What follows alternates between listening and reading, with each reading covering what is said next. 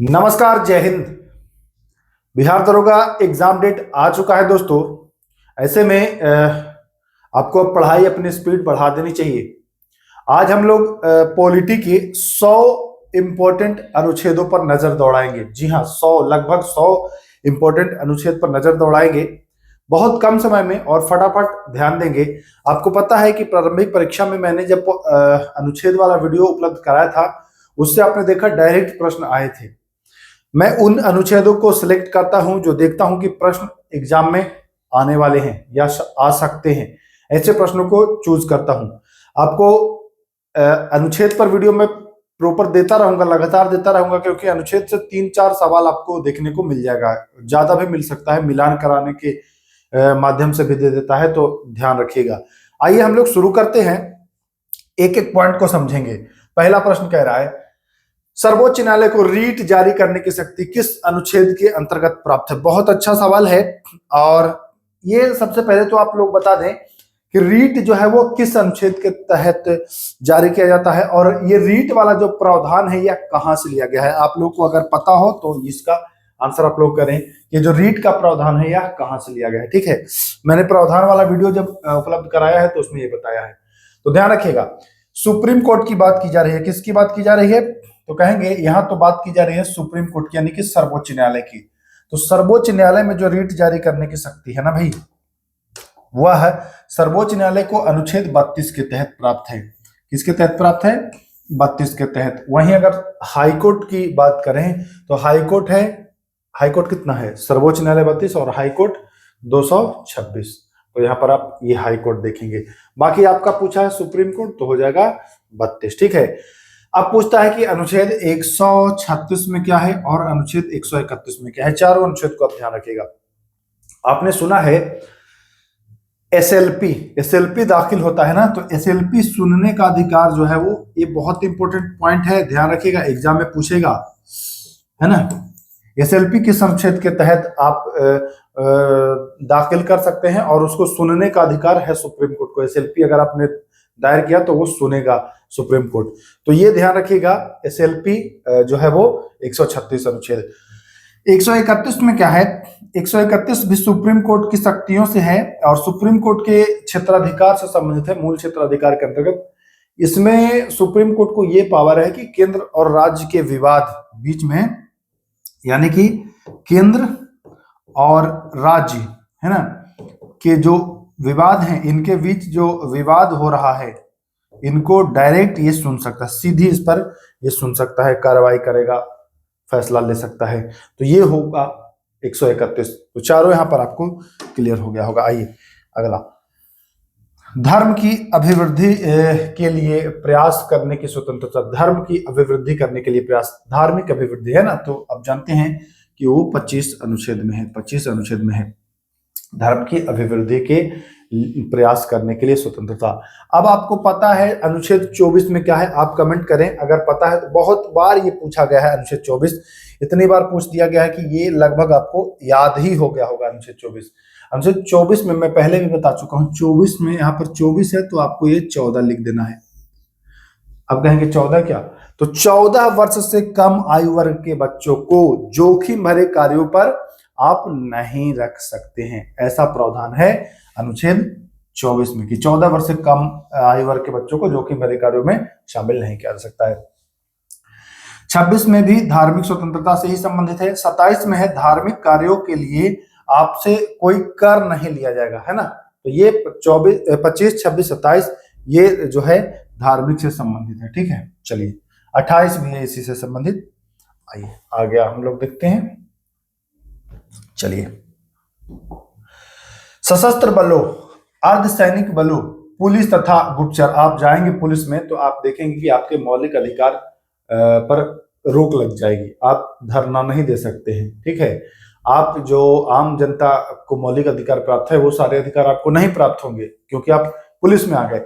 Police का भी यहाँ पर जिक्र है। ठीक है, तो सशस्त्र बल हो जाएं या अर्धसैनिक बल हो जाएं या पुलिस हो जाए, गुप्तचर हो जाएं, है ना, तो आपके मूल अधिकार पर प्रतिबंध लगा सकता है। कौन लगा सकता है? तो संसद। और यह अनुच्छेद किसके तहत? 33 के तहत। तो ये 33 में है, मूल अधिकारों पर लगेगा प्रतिबंध। ठीक है, 34 में क्या है, तो 34 में है मिलिट्री कानून, मार्शल लॉ है ना, मिलिट्री कानून है, तो ध्यान रखिएगा। 35 से नीति निषेध तत्व से संबंधित। 32 में रीट आप जान ही गए। चलिए आगे आ जाइए। अनुच्छेद 13 के अंतर्गत विधि शब्द में कौन सा सम्मिलित नहीं है? विधि में सम्मिलित कौन सा नहीं है? विधि विधि विधि स्थायी विधियां, वैसी विधियां जो स्थायी हो वो भी शामिल है, अध्यादेश भी शामिल है, रूढ़ी या प्रथा भी शामिल है। कुछ लोग को लग रहा होगा कि अध्यादेश तो 123 में है या 213 में है, ठीक है, लेकिन आपको कह रहा है कि अनुच्छेद जब 13 आप पढ़ोगे ना, तो 13 में बताया गया है कि वैसी विधियां जो मूल अधिकारों को सॉर्ट करे, मतलब मूल अधिकारों पर रोक लगाए, उन सारी विधियों को समाप्त किया जाएगा। जो मूल अधिकार को डिस्टर्ब करे वैसी विधियों को शून्य किया जाएगा। तो या वह विधि अध्यादेश से बने, है ना, जैसे अध्यादेश लाके कोई विधि बना दिया जो आपके मूल अधिकार को रोक रहा है या नुकसान कर रहा है, या कोई स्थायी कानून बना दिया गया संसद से जो आपके मूल अधिकारों को डिस्टर्ब कर रहा है, उसको भी शून्य कर देगा सुप्रीम कोर्ट। और रूढ़ी या प्रथा, कोई ऐसी प्रथा हो जैसे पुरानी प्रथा है ना, उस प्रथा से आपको लग रहा हो कि हमारे मौलिक अधिकार का हनन हो रहा है, तो उस प्रथा को भी समाप्त कर सकता है। जैसे अब तो नहीं है, पहले सती प्रथा था, तो सती प्रथा में देखते हैं कि जिसका पति मर रहा था तो उसकी पत्नियों को भी चितादाह करा दिया जा रहा था, तो ये भी किसी के मौलिक अधिकार का हनन हो रहा था। तो ऐसी विधियां अगर रहती तो उसको रोक दिया जाता। एक हम उदाहरण ले लेते हैं 3 तलाक का। 3 तलाक में जैसे मुस्लिम जो होते हैं उनमें ये प्रचलन में था कि 3 बार अगर आप तलाक बोलते हैं तो ये तलाक माना जाएगा, लेकिन इसमें कहीं ना कहीं मुस्लिम महिलाओं के मूल जो अधिकार हैं उनका कहीं ना कहीं हनन, तो इस पर भी आप देखे हैं। तो ये हो गया, सभी शामिल है। क्लियर है? मुझे उम्मीद है चीजों को आप अच्छे से समझ पा रहे होंगे। आइए अगले सवाल की ओर बढ़ते हैं। विधि द्वारा स्थापित प्रक्रिया का प्रावधान। विधि द्वारा स्थापित प्रक्रिया का प्रावधान, बहुत अच्छा सवाल है। यह अनुच्छेद 21 में है। विधि द्वारा स्थापित प्रक्रिया अनुच्छेद 21 में है। 19 में क्या है भाई? देखिए 19 में आपको 6 प्रकार की स्वतंत्रता का उल्लेख है। मुख्य रूप से आप याद कर लीजिए, वाक एवं अभिव्यक्ति की स्वतंत्रता, ठीक है, वाक एवं अभिव्यक्ति की स्वतंत्रता, ठीक है, ये पॉइंट आप याद कर लीजिए तो आपको वो हो जाएगा। 20 में क्या है? दोष सिद्धि से संबंधित, जैसे आप पर कोई या किसी पर कोई मुकदमा हुआ तो भाई वो पहली बात तो वो खुद के विरुद्ध गवाही नहीं देगा, ठीक ना। गवाही नहीं देने का मतलब कि बाध्य नहीं किया जाएगा, ये कहना चाह रहा हूं मैं। जैसे होता है ना कि किसी को कबूल करवाइए आप कि भैया आपने जुर्म किया है, कबूल करिए, तो बाध्य नहीं किया जाएगा किसी भी अपराधी को कि आप कबूल करिए, नहीं। लेकिन कुछ कंडीशंस हैं, जैसे कुछ वैसे अपराध आप करते हैं जो ज्यादा संगीन अपराध हो, वैसे अपराधों में ये किया जा सकता है। चाहे देश विरोध जो कार्य करते हैं, देश विरोधी वाले या आतंकवादी वगैरह, तो उनके खिलाफ ये प्रोसेस हो सकता है। अब आप कह सकते हैं कि स्वयं के विरुद्ध गवाही का कैसे? तो आपने एक सुना होगा लाई डिटेक्टर, झूठ पकड़ने वाला यंत्र, कि आपसे पूछा जाएगा कि भैया आपने ये किया है, और अगर आप झूठ बोलेंगे तो वो जो लाई डिटेक्टर होता है वो पकड़ लेगा। तो ऐसे नहीं किया जाता। आपने नहीं सुना होगा कि किसी चोर को लाई डिटेक्टर से उगलवाया गया, नहीं, क्योंकि अगर लाई डिटेक्टर लगा के चोर से पूछेंगे तो भाई अगर वो चोर तो झूठ बोलेगा ही, झूठ बोलेगा तो लाई डिटेक्टर पकड़ लेगा, तो एक तरह से वो अपने विरुद्ध ही गवाही दे देगा। तो ये पॉइंट को नोट रखिएगा, लेकिन ये सब जगह लागू नहीं है। अनुच्छेद 22 में क्या है? तो अनुच्छेद 22 में है गिरफ्तारी से संरक्षण, ये आपको पता है। 20 भी बता दिया, 19 भी बता दिया, 21 भी बता दिया। आइए, शिक्षण संस्थानों के संबंध में राज्य महिलाओं और बच्चों के लिए विशेष प्रावधान करने से वंचित नहीं होगा। जैसे आपने सुना होगा कि सबको एक ही तराजू से तौला जाएगा, मतलब किसी के साथ ऊंच नीच का भेदभाव नहीं किया जाएगा, ये तो आपने पढ़ा है। लेकिन आप देखते हैं कि महिलाओं को विशेष छूट, जैसे बिहार में आप हैं तो देखेंगे 35% आरक्षण, है ना। तो यह शिक्षण संस्थानों की बात की जा रही है। वो मैं नौकरी की बात बता रहा था जो अनुच्छेद 16 के अंतर्गत पढ़ेंगे आप, ये अनुच्छेद 15 के अंतर्गत पढ़ेंगे कि किसी शिक्षण संस्थान में आप भी देखेंगे कि महिलाओं के लिए इतना सीट रिजर्व है ना। तो वह अनुच्छेद 15(3) में है कि भैया राज्य को रोका नहीं जाएगा, महिलाओं के लिए वो विशेष प्रावधान करो। उसी प्रकार से 15.5 में है पिछड़े वर्ग और SC ST वर्गों के लिए भी शिक्षण संस्थानों में, शिक्षण संस्थान, ठीक है, नोट कर लीजिएगा, इनको आरक्षण है, ठीक है। 16 है अवसर की समानता, सबको बराबर अवसर मिलेगा, अवसर जो है वो सबको बराबर मिलेगा, ठीक है, नौकरी के लिए सबको अवसर दिया जाएगा। लोक नियोजन के विषय में अवसर की समानता ऐसा लिखा हुआ है, लेकिन आप यहां भी देखेंगे कि महिलाओं को अलग आरक्षण मिलेगा, ठीक है, महिलाओं को अलग मिलेगा, ओबीसी को अलग मिलेगा, ईडब्ल्यूएस को अलग मिलेगा, SC ST को अलग मिलेगा। तो 16 में तो कहा गया है कि सबको बराबर, लेकिन ABCD जब पढ़ेंगे 3 5 6 ऐसे तो आपको देखने को मिलेगा, वहां भी आरक्षण मिल जाएगा, तो ये पॉइंट नोट कर लीजिएगा। 14 है समानता का अधिकार, समता और समानता का अधिकार आपको पता ही है। आइए, निजता का अधिकार यानी कि राइट टू प्राइवेसी, और राइट टू प्राइवेसी जो है वो 21 में है, बाकी 22 21 20 19 में बता चुका हूं, तो वो जानते हैं आप। आइए, निम्न में से कौन सा अनुच्छेद केवल भारतीय नागरिकों को प्राप्त है? मैं बता दूं, भारतीय नागरिकों को जो प्राप्त अनुच्छेद है उसको रट लीजिए, उसको रट लीजिए, वो मैं लिख देता हूं। अनुच्छेद 15, अनुच्छेद 16, 15, 16, 19, 29 और 30। याद मुझे कैसे रहा? कहेंगे कि सर आपको कैसे याद है? तो बहुत सिंपल है याद करना। 15 से शुरू करना बाबू, 30 पर खत्म करना। कहेंगे ये तो बड़ा इजी है। 15 के बाद क्या होता है? 16, ठीक है, और 30 के पहले क्या होता है? 29। तो ये चारों हो गया यार। अब 19 में क्या है? आप जानते हैं कि 19 में कहीं भी घूमने का, बस जाने का अधिकार है, व्यापार करने का अधिकार है। अब ये बताइए, कोई विदेशी आके भारत में आसानी से बस सकता है? नहीं, नागरिकता लेनी पड़ेगी। तो 19 में भी वो प्रावधान है। तो हो गया कि नहीं? 15, 15 दूनी 30, 15 से 1 बढ़ेंगे 16, 29, 30 से 1 घटेंगे और 19 बसने वाला। तो ये पांचों, ये केवल भारतीयों को प्राप्त है, ये वाला विदेशियों को प्राप्त नहीं है, ठीक है। तो ध्यान रखिएगा, ये विदेशियों को प्राप्त नहीं है। तो यहाँ कहाँ गया? 15, 16, 19, 19 आ गया, तो हो जाएगा, विदेशियों को नहीं। कहेंगे हाँ सर, बिल्कुल क्लियर है। चलिए आगे आइए, संविधान में राज्य शब्द की परिभाषा। राज्य शब्द की परिभाषा 2 बार मिलेगा आपको, एक तो मिलेगा अनुच्छेद 12 में और एक मिलेगा 36 में। तो दोनों ध्यान रखिएगा, अनुच्छेद 12 में और अनुच्छेद 36 में। 11 में क्या है? तो 11 में है कि राज्य, राज्य का मतलब राज्य से नहीं है, देश है ना, या संसद, संसद समझ लीजिए, राज्य मत कहिए, संसद कह लीजिए, नागरिकता से संबंधित नियम बना सकती है रेगुलेट करने के लिए, ठीक है। तो 11 में ध्यान रखिएगा, नागरिकता से संबंधित नियम बनाएगी। चलिए आइए, आ जाइए, अनुच्छेद 38 नीति निदेशक तत्व से ही संबंधित है, और राज्यों को इसमें कुछ पावर दिया गया है कि जैसे सामाजिक हो गया, आर्थिक हो गया, राजनीतिक, ये न्याय, मतलब सामाजिक, आर्थिक, राजनीतिक न्याय के आधार पर कुछ ये प्रावधान करेगा राज्य। 39 का में क्या है? तो 39 का में है सभी को सामान्य न्याय ऐसा मिलेगा, सभी को सामान्य न्याय मिलेगा, सामान्य न्याय एवं निःशुल्क विधिक सहायता जो है वह मिलने वाला है, ठीक है। और ये 39 घ में है सभी को सामान्य कार्य के लिए समान वेतन।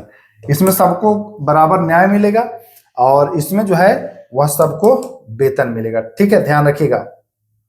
इसमें वेतन, इसमें ना। 40 में जानते हैं ग्राम पंचायत का गठन, तो ये आपको पता है।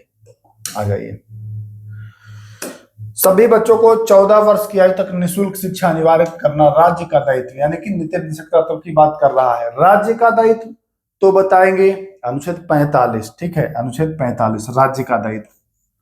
अगर पूछे गार्जियन का दायित्व, गार्जियन का दायित्व, तो वो आपका हो जाएगा 3 आपको मिलेगा, देखिएगा, ध्यान रखिएगा। एक अनुच्छेद 21 का में मिलेगा, ये प्रत्येक बच्चों को निःशुल्क शिक्षा का अधिकार है, ठीक है। 45 में होगा ये राज्य का कर्तव्य, राज्य। और 51 का में जब आप पढ़ेंगे मूल कर्तव्य में, तो वो गार्जियन का कर्तव्य होगा, जैसे जो भी अभिभावक है उसका कर्तव्य होगा कि बच्चों को निःशुल्क शिक्षा। तो ये तीनों पॉइंट याद रखिएगा। 51 का मूल कर्तव्य है। 21 के का में आप जानते ही हैं कि 21 के का में स्वतंत्रता है, शिक्षा का अधिकार, जो अभी मैं बता रहा था, और 45 में बता ही दिया। 48 में है वन्य जीव संरक्षण, वन्य जीवों की रक्षा, ठीक है। तो ध्यान रखिएगा, बहुत इंपॉर्टेंट है। 48 का, सॉरी, कृषि पशुपालन है, ध्यान रखिएगा। 48 का में क्या है? कृषि पशुपालन, ठीक है।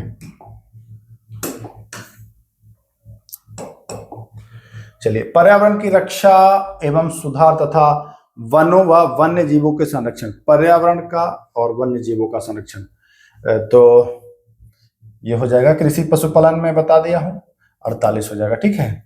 बाकी 47 में क्या है, तो 47 अनुच्छेद बिहार में प्रभावी है। आपको पता होगा बिहार में शराब बंद है, दारू बंद है कि नहीं, तो राज्य ऐसा प्रावधान कर सकता है कि नशीली दवाओं या मदिरा पान सेवन है इनको प्रतिबंधित कर सके। ये हो जाएगा अनुच्छेद 47। चलिए आगे चलिए। ग्राम पंचायत का गठन, तो ये जानते हैं कि अनुच्छेद 40 में है, ठीक है। ग्राम पंचायत का गठन अनुच्छेद 40 में। 41 में क्या है और 42 में क्या है? देखिए, 42 में है मातृत्व मातृत्व मातृत्व सहायता, और 41 में है काम पाने का अधिकार, ठीक है। 41 में काम पाने का अधिकार, 39 में बता दिया हूं सामान्य न्याय, है ना, बताया हूं, और समान वितरण का में भी और घ में भी। आइए, संसद को अधिकरण, ट्रिब्यूनल्स जो है वो 323 में है, 323 का में है। 356 में क्या है, तो राष्ट्रपति शासन है। 324 में क्या है, तो निर्वाचन आयोग है। और 321 में है, ये लोक सेवा आयोग से संबंधित है, ध्यान रखिएगा। आइए, राष्ट्रपति शासन जो लगता है वह किस अनुच्छेद में लगता है राष्ट्रपति शासन? तो राष्ट्रपति शासन जो लगता है वो 356 में लगता है। और सुन लीजिए, ये पूछा था बिहार दरोगा इन्फोर्समेंट वाले में, तो ध्यान रखिएगा 356 से तो लगता है या 365 से भी लगता है, तो हो जाएगा डी ऑप्शन। ध्यान रखिएगा, बहुत लोग इसमें गलती करने वाले हैं। आ जाइए, राष्ट्रपति को विटो पावर, कितने विटो प्राप्त है राष्ट्रपति को? भारत के, तो भारत के कहेंगे कि भारत के राष्ट्रपति को 1 2 3 विटो, कितना हो गया? 111 हो गया कि नहीं हो गया? कहेंगे अरे सर बहुत ईजी था। 110 में धन विधेयक है, कहेंगे ये भी जानते हैं सर। 112 में बजट है ना, वार्षिक वित्तीय विवरण। 109 पूछा था प्रारंभिक परीक्षा में। धन विधेयक को राज्यसभा में पेश नहीं किया जाता है, हालांकि पेश किया जाता है लेकिन केवल औपचारिकता के लिए, है ना, कोई मतलब नहीं होता है, वहां जाए या ना जाए एक ही बात है। तो 109 में यह अनुच्छेद है कि धन विधेयक को राज्यसभा में पुनः स्थापित नहीं किया जाएगा, ये ध्यान रखेगा। राष्ट्रपति पर महाभियोग की मैं अगर बात करूं तो वो 61 के अंतर्गत लगता है, ठीक है। किसके अंतर्गत? 61 के अंतर्गत। और 60 में राष्ट्रपति का शपथ है। 62 में क्या है कोई बता दे मुझे। 69 में क्या है कोई बता दे मुझे। तो 69 में उपराष्ट्रपति का शपथ है। 62 कोई बता दे मुझे, कमेंट कर दे, ठीक है। चलिए, उपराष्ट्रपति के राष्ट्रपति के रूप में कार्य, जैसे भारत का राष्ट्रपति नहीं है तो उपराष्ट्रपति उसके जगह जाएगा, किस अनुच्छेद के तहत जाएगा? तो वो जाएगा 65 अनुच्छेद के तहत। 64 में क्या है, राष्ट्रपति उपराष्ट्रपति जो होता है 64 के तहत बता रहा हूं, राज्यसभा का पदेन सभापति होता है। 63 में एक उपराष्ट्रपति होता है भारत का। और 66 में क्या है भैया, तो राष्ट्रपति का चुनाव है। क्लियर? कहेंगे हाँ सर सब जान गया हूं मैं। राष्ट्रपति एवं उपराष्ट्रपति से अगर विवाद होता है चुनाव का इनके बीच, मतलब कि क्या, राष्ट्रपति के चुनाव में कोई विवाद हो या उपराष्ट्रपति के चुनाव में विवाद हो तो अनुच्छेद 71 का प्रयोग करके और सुप्रीम कोर्ट इसको निपटारा कराएगी। अनुच्छेद 70 में क्या है, जैसे ध्यान रखिएगा, कतिपय मामलों में, बिल्कुल किताबी भाषा बता दे रहा हूं, कतिपय मामलों में संसद को कानून बनाने की शक्ति। हुआ क्या, जैसे पहले होता था कि राष्ट्रपति नहीं है तो उपराष्ट्रपति काम कर लें, उपराष्ट्रपति भी नहीं है तो कौन, ये प्रावधान नहीं था। तो अनुच्छेद 70 का प्रयोग करके यह प्रावधान बना दिया गया कि राष्ट्रपति ना हो तो उपराष्ट्रपति, और उपराष्ट्रपति ना हो तो भारत के मुख्य न्यायाधीश। तो ऐसे और भी प्रावधान बन सकते हैं, ये प्रावधान बनाने वाला अनुच्छेद है 70। 72 क्षमादान है, मंत्रिपरिषद आप जानते हैं 74 में है। चलिए, प्रधानमंत्री के कर्तव्य किस अनुच्छेद में है, तो कर्तव्य जो है वो 78 में है। संसद के सदस्यों का शपथ है 99 में, और यही पूछा था इसके ठीक उल्टा के राज्य विधानमंडल के सदस्यों का शपथ।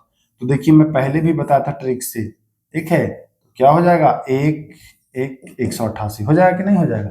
कहेंगे कैसे 11 घटा के 188 कर दिए, 1 घटा के 8 हुआ, 1 घटा के 8 हुआ, और यही एक यहाँ पर ले आया, ऐसे ट्रिक से याद करिएगा। 105 में है संसद का विशेषाधिकार, 108 में है ज्वाइंट सेशन, संयुक्त अधिवेशन।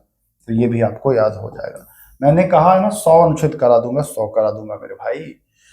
राष्ट्रपति द्वारा संसद के सत्र आहूत करना, बुलाना, देखिए संसद का सत्र आहूत करना, बुलाना, सत्रावसान करना, विघटन करना, ये सब अनुच्छेद 85 के अंतर्गत होता है। ठीक है, किसके अंतर्गत? 85 के अंतर्गत। 81 में क्या है? तो 3 अनुच्छेद मैं बताऊंगा, वो बिल्कुल सरल है। वो क्या है? वो है सरल।